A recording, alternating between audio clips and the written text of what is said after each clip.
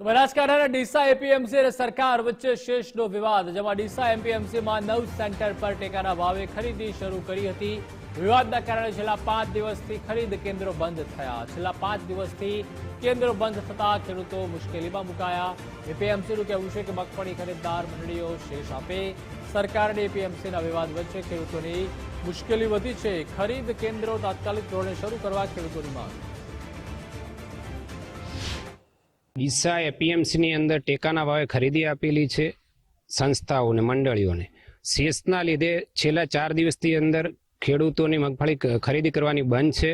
અહીં શેષનો પ્રશ્ન, શેષનો સરકારનો ને એપીએમસીનો પ્રશ્ન છે। ખેડૂતોને કેમ વચ્ચે હેરાન કરે છે? ખેડૂતોની ખરીદી તત્વરે ચાલુ કરે અને ખેડૂતોને નુકસાન જાય છે। બારોબાર છે 1 તારીખ 3/10/2024ની જે નોંધણી પ્રથમ કરાયેલી છે એ ખેડૂતોનો અત્યારે નંબર આવ્યો છે નહીં, અને ખેડૂતો હેરાન થાય છે, મેસેજ છોડતા છે નહીં, તરત મેસેજ છોડે અને ખેડૂતોની મગફળી તોલણ ચાલુ કરે। મારે 3 તારીખે મગફળી નોંધાયેલી છે 10મા મહિનાની, અને આ માર્કેટ અને મંડળીઓને વચ્ચે શું ખેંચતાણ છે એ શેષની એ કોઈ સમજાતું નથી, અને ખેડૂતો હેરાન થાય છે। કોઈને મેસેજ આવતા નથી, અને જેને મેસેજ આવીને મગફળી તોલાઈ ગઈ છે કે એ બધી માર્કેટોમાં ભરેલી પડી છે।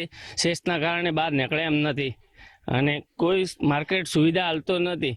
બધી આખા ગુજરાતમાં માર્કેટો સાથ સહકાર આલે છે ખેડૂતોને। ડીસા એપીએમસી એવી માર્કેટ છે એ ખેડૂત વિરોધી છે, એટલે ખેડૂતોને હેરાન કરવા માટે એ શેષની માગણી કરે છે, અને પેલા સંઘવાળા કોઈ શેષ ભરવા માંગતા નથી, એટલે ખેડૂત પીસાય છે। સરકારશ્રીને આ બાબતે અમે બજાર સમિતિને માર્કેટ ફી ચૂકવવા માટે રાજ્યની 224 એપીએમસીઓએ સરકારશ્રીને ઈમેલ દ્વારા અને લેટર દ્વારા સરકારશ્રીને પણ જાણ કરેલી છે।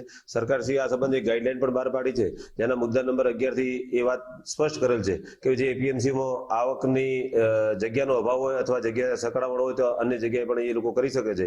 જે અંતર્ગત અમે એજન્સીઓને પણ જણાવી દીધું છે કે બજાર સમિતિમાં રવિ સિઝનની આવક છે અને વ્યવસ્થા થઈ શકે તેમ ન હોય, અન્યત્ર આ ખરીદીનું કામકાજ શરૂ કરવું।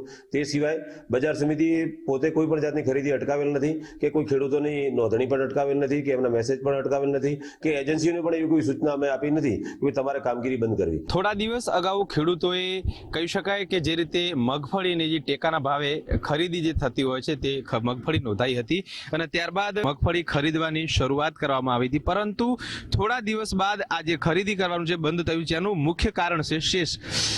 માર્કેટ યાર્ડ અને સરકારનો વિવાદ છે કે માર્કેટ યાર્ડ કહી રહી છે સરકાર શેષ આપે, ત્યારે સરકાર તરફથી શેષ આપવાની ના પાડવામાં આવી રહી છે, જેથી એપીએમસી જે માર્કેટ યાર્ડ છે તે કહી રહી છે કે જે મંડળીઓ જે ખરીદી રહી છે તે શેષ આપે, ત્યારે મંડળીઓ પણ ના પાડી રહી છે। હાનાકાની વચ્ચે ખેડૂતો અત્યારે હેરાન થઈ રહ્યા છે। જે રીતે આપ દ્રશ્યોમાં જોઈ શકો છો, છેલ્લા 3 દિવસથી બંધ છે, જેના કારણે ખેડૂતો હેરાન થઈ રહ્યા છે।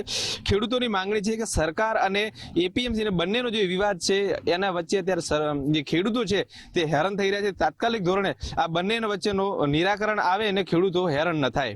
કમલેશ નાભાણી, ગુજરાત ફર્સ્ટ, બનાસકાંઠા।